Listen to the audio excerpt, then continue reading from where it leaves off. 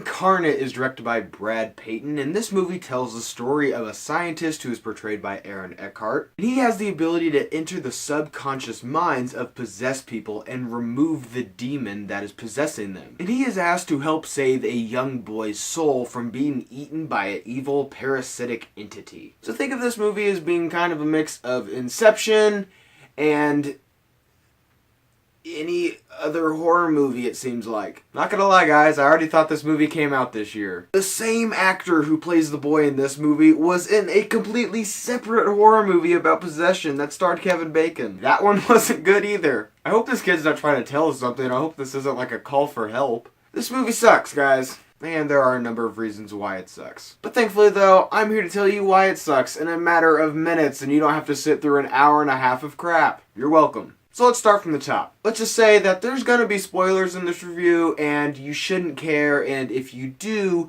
you really should look at your priorities in life. Let's start with the poster for this movie. The poster right here looks kinda cool, looks kinda neat, but after watching this movie, it doesn't really represent this film at all. Because there's this entire point to the movie where Aaron Eckhart's character is like, demons don't exist. This is just a parasitic entity. It's just a dark matter of evilness, and it happens to take over you. It has nothing to do with religion. Why the hell do you have a hand lowering a crucifix inside a possessed person's mouth? Oh yeah, that's because this shot, that's actually in this movie. Which means that this poster has zero artistic value. Can you imagine if all posters were that? Like they had to incorporate the movie poster into the movie somehow. That'd be like in Jaws, if it's like shows the girl swimming at the beginning and it zooms out and it shows the shark coming up from the bottom. Or in Silence of the Lambs, it shows Jodie Foster and then a moth flies over her mouth. So not only does it completely misrepresent this movie, but it's also really lazy. Hey, there was one thing that actually wasn't terrible in this movie, and that's the performances. And Eckhart does his usual Harvey Dent shtick that he normally does. Gravelly voice, check. Mostly stirring throughout this movie, check. Little to no charisma, check. Little boy in this movie wasn't great either. I felt bad for every actor involved in this movie because they have these characters that are so flat and uninteresting. The only one that's giving any sort of depth is Aaron Eckhart's character. But even then, Aaron Eckhart isn't allowed to show any range of emotion. The entire movie, this character acts the same. Like for example, this kid at the beginning of this movie is possessed within about 10 minutes. So you don't really get a chance to have anything that resembles a relationship with him. This movie's just like, hey,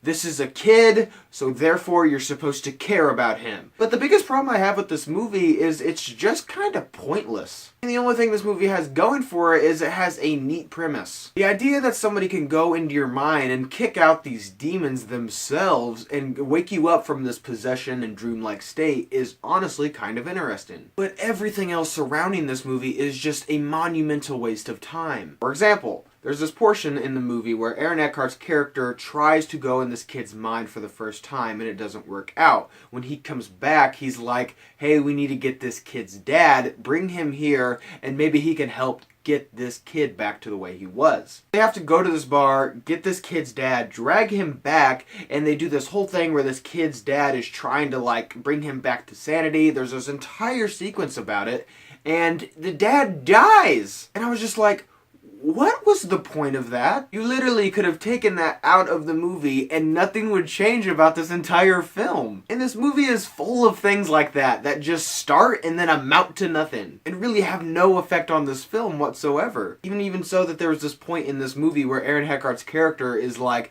hey, don't give up on me. We're really close to saving your son. And I was just sitting there and I was like, really? Are you? Because you tried to go into his mind one time, your stomach started bleeding for no reason, you had to leave and then go get this dad to come help, you brought him back and then he died. I really don't see how things are getting better. In fact, they're probably getting worse. Because at the beginning of the movie, they're like, hey, this kid's got like 3 days max to live. Come to think of it, I don't know how they figured that out. If anything, things are for sure getting worse because you started failed twice, and by the end of this time, it's probably around day 2. Another weird thing that I noticed about this movie is it's not scary. I'm not saying it's not scary in the fact that it didn't scare me. I'm saying it's not scary in the fact that they didn't even try. There are maybe like 3 scares in this entire movie. The majority of this film is almost like a science fiction movie, which I'm fine with that. If you want to do that, that's totally cool, but don't market your movie as a horror movie and then give us something totally different. All in all, this movie had a strong premise with talented actors, but unfortunately, everything else surrounding this film was so remarkably mediocre and forgettable. So did you guys see Incarnate? Actually, you probably didn't. So instead, what is your favorite exorcism movie? Leave your thoughts and opinions down below. And as always, guys, thank you so much for watching today. I hope you liked today's video. And if you did, click on the link down below and subscribe to my channel to see more movie reviews and movie-related things. And guys, thank you so much for watching, and see you next time.